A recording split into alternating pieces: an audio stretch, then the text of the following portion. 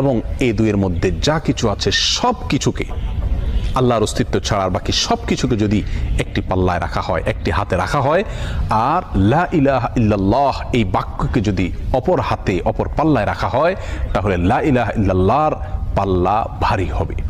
এত ওয়েটফুল এই আমল, এত ওজনী এই আমল, এই জিকির। অর্থাৎ আল্লাহ সুবহানাহু ওয়া তাআলা মুসা আলাইহিস সালামকে যে বার্তা দিলেন সেটি হলো লা ইলাহা ইল্লাল্লাহর চাইতে ওজনী, এর চাইতে ওয়েটফুল, এর চাইতে ভারী, এর চাইতে শ্রেষ্ঠ, এর চাইতে মর্যাদাপূর্ণ কোনো জিকির আল্লাহর জমিনে আর নাই। প্রিয় বন্ধুগণ, মুসা আলাইহিস সালামের জন্য সবচেয়ে স্পেশাল দোয়া হিসাবে, সবচেয়ে স্পেশাল জিকির হিসাবে আল্লাহ সুবহানাহু ওয়া তাআলা যে দোয়াটি নির্বাচন করলেন, যেটাকে সবচাইতে ওজনী আমল হিসাবে আল্লাহ সুবহানাহু ওয়া তাআলা স্পষ্টভাবে ব্যক্ত করলেন, সেটি হলো লা ইলাহা ইল্লাল্লাহ। অথচ এই লা ইলাহা ইল্লাল্লাহ এটাকে আমরা খুব সাধারণ একটি জিকির মনে করি, খুব সাধারণ একটি দোয়া মনে করি, আমরা বিশেষ আমল খুঁজে বেড়াই।